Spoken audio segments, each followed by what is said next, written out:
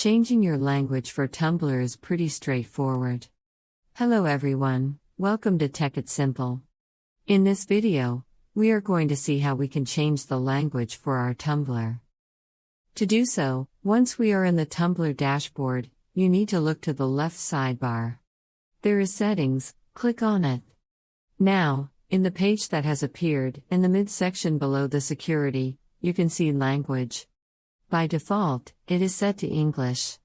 If you want to change it, click on this button or drop-down menu. From the options, choose the language you want Tumblr to follow. Let's say I want to change it to Hindi, select it. Now you can start using your favorite blogging site, Tumblr, in your own favorite language. Thank you, guys, for watching. For future video updates similar to this one, don't forget to like and subscribe to our channel. Until next time, bye-bye.